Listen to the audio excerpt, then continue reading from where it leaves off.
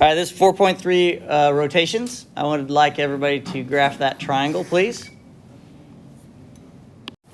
So A is at 1, 2. I hope if I put the right thing in here. A is at 1, 2. B is at 5, 4. What was that? C is at negative 1, 6, which is up here.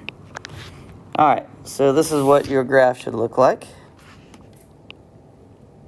Now, rotations. What you are going to do, there are rules for all of this. You can memorize them or you can do what I tell you to do. Just like reflections, there were rules for the reflections. You could memorize those or you could count to the line and count past it. Okay? So I'm not going to tell you what the rules are. I think that's just way too much stuff to memorize. I'd rather you just learn how to do it. So you are literally going to rotate your papers. So how many degrees are in a circle? 360 degrees in a circle. Okay? So if we just draw this up here real quickly, you don't have to draw this. So here's a circle. And if I divide that circle into 4 parts, like on a graph, how many degrees would each quarter be? Yeah, so 360 degrees divided into 4 sections. That's what he did. So 360 divided by 4 is 90 degrees. Well, doesn't that look like a 90-degree angle? Doesn't that look like 90 degrees? Okay, so that's 90, that's 90, that's 90. You add all this together, you get 360. This is going to come back at the end of the lesson, okay? So we're going to rotate, and always rotate counterclockwise. Always, unless it tells you otherwise. Okay? Meaning you're literally going to pick up your iPad, your test, your paper that you're working on, and you're literally going to turn your paper to the left when we do this. So I'm going to show you on here. Let me just put all this stuff together. I guess it grouped it anyway. Okay, so here's what's going to happen. When I say rotate 90 degrees, that means you're going to spin your paper 90 degrees to the left, 1/4 turn. Okay, 1/4 of a turn. So 1/4, another 1/4 would be 180, another 1/4 is 270, and then another 1/4 would put you back to normal. Okay, so we're going to do all these. All right, so watch how this happens. We're going to rotate this 90 degrees up to the left. So we rotate it like this. That's 1 turn. Okay? So now the question is, where are those letters? So you should do that. You should rotate your papers 90 degrees. And it should look like this. So now what I'm going to do is I'm going to write down where A is, where B is, and where C is. And those are going to be my A prime, B prime, and C prime values.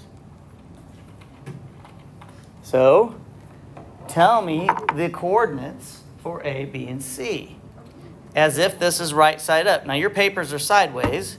You can't do what I just did. But this is what your graph should look like. So we're going to pretend this is right side up. Okay, so now A is at -2, 1.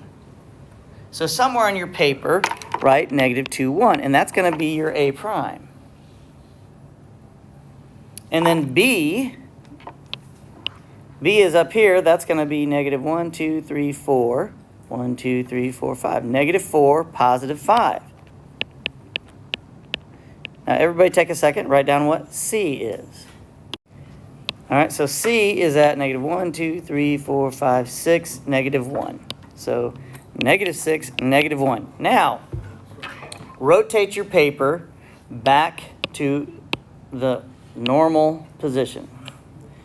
Okay?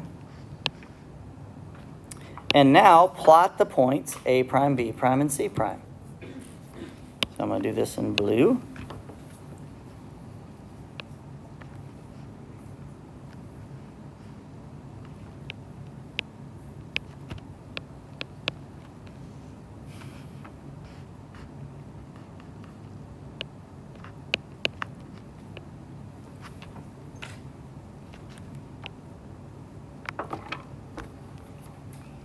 So your paper should look like this now.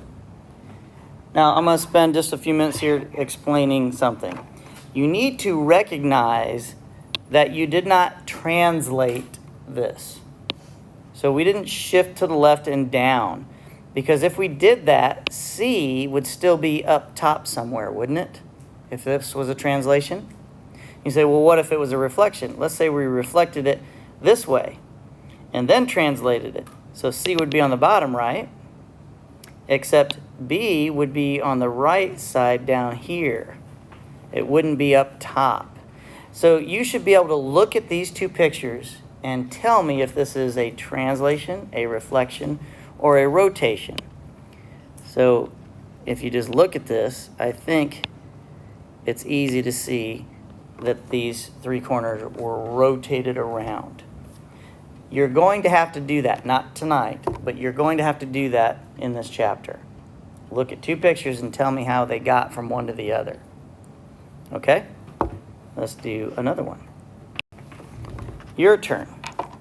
So let's put point A at, let's put it a different place. Let's do -3, 0. Point B at -4, 2. And point C at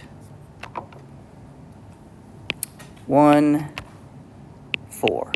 Let's go ahead and plot those, connect them together, and then I want you to do a rotation of 180 degrees. When you do that, tell me what you get for A prime, B prime, C prime, and graph them. All right, so -3, 0 is A, B is at -4, 2, and C is at 1, 4. So there's our typical picture, our pre-image. Now when we rotate this, okay, we're going to rotate it 90 and 180 upside down. Okay, so I'm a little off here. Now, what are these? That's what your picture should look like when it's done. Should look just like that. So our A is at 3, 0. Our B is now at 4, 2, 4, -2. And C is at 1, -4. Or -1, -4. So rotate it back. Right side up. Okay. And now plot those points. 3, 0 is A prime. B prime is at 4, -2. Oops. And C prime is at -1, -4. And that was a rotation of 180 degrees, and that's where we said it was. So you can just keep flipping it back and forth to make sure that that's what it looks like, and that's what you get. Again, you should be able to look at this and know that this was not a reflection, not a translation, because the C is on the right side here, and C prime's on the left side there. Okay, so you could reflect it across the y-axis, which would put C over here, C prime, and translate it down. But when you reflect it, B is on top over here, right? If I reflected it across the y-axis, B would still be on top. And if you translated it down, this is not B prime, it's A prime. So you have to look at this and decide what's really happening, okay? All right, so let's move on.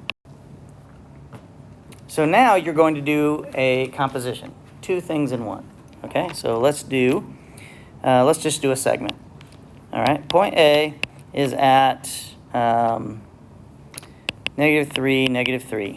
Point B is at 1, 4. So draw that segment and then do these two directions, these two transformations. 1,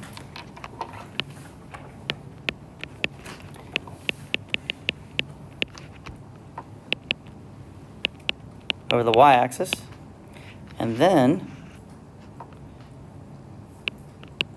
90-degree rotation. A is at -3, -3. B is at 1, 4. So there's your segment. And now we reflect this over the y-axis. Okay, so A is 1, 2, 3 units away from the y-axis, so A prime is 1, 2, 3 on the other side. B is 1 unit away, so B prime is 1 unit on the other side. So there is the first movement, okay? That's the reflection over the y-axis. Now, do a 90-degree rotation. So 90 degrees. Okay, just put it in a good spot here. And now, where's A prime and B prime at? So we're going to draw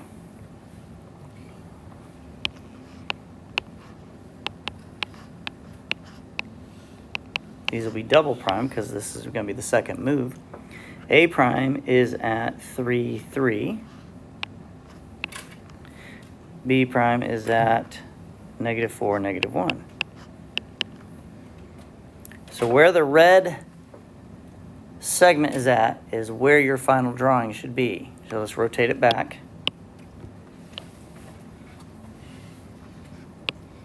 And plot those points. At 3, 3 is A double prime. And -4, -1 is B double prime. And isn't that where we said it was at? That's what your picture should look like. Okay? Last one. Rotational symmetry. Do not confuse this with lines of symmetry. Lines of symmetry is where you could fold something over onto itself. Rotational symmetry, so if we have a rectangle here, okay, means how do we rotate this? How many degrees can we rotate this to where it looks exactly the same? So yes, 360 degrees gets me back to the exact same picture. That's for everything. So we're not going to use 360 degrees. It has to be, the rule is 180 degrees or less. So if you think about this, if I rotated this, let me go ahead and rotate this 90 degrees. Does that look like it's in the same position? No. No, it's vertical. So if I go 90 more, does that look like it's right? Yes, that's in the exact same position, okay? Because I drew that stupid arc that's not letting me do it. All right, so this has 180 degree rotational symmetry. All right, so now we're going to go back to what we said at the beginning of class. If I have a plus sign, yeah, okay. All right, so those are perfect lines, same exact length. How many degrees are in each quadrant? 90 degrees, right? Okay, so this has rotational symmetry. I'll get the exact same thing if I rotate this 90 degrees, right? Okay, so that's one of them. What if I rotated it 180 degrees? Would it give me the same thing? Yes. And the rule is you can't do more than 180. Now, yes, you could do 270 degrees. It'd be the exact same thing, but so is 360. And you could keep going from there, 450 and 540. Okay, so the rule is 180 degrees or less. So we're going to stop there because you can just keep going, is the point. But it has to only be 180. All right, now let's look at one more. Let's do the exact same thing.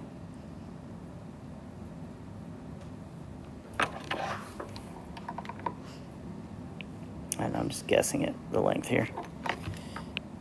All right, so that's that one, and then we have this one, and this one.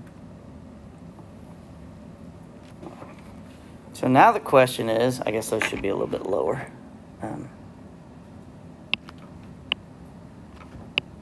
So that when it rotates, it's the exact same length. Okay, so how do we know if I just rotated it that many degrees, it would look exactly the same, wouldn't it? Do you understand? It would look the exact same, as if I had not rotated it.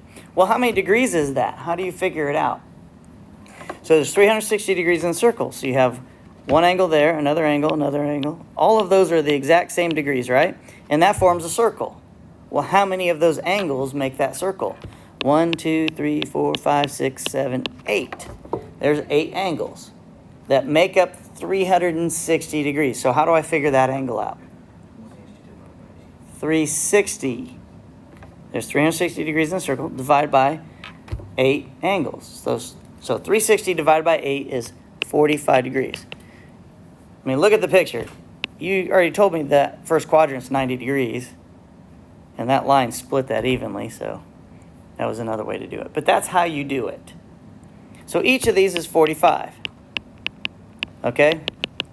All right, so now I got a 45-degree rotational symmetry. I could do 90 degrees, and I get the same thing. If I add another 45, what's that? 135 degrees. And then the last one would get me 180. And I can't go past that. So there are 4 degrees of rotational symmetry. On the test, students mix up lines of symmetry and rotational symmetry. Don't do that. Pay attention to what it's asking for. I can't give you credit if you give me the wrong one. Okay? All right, that's it.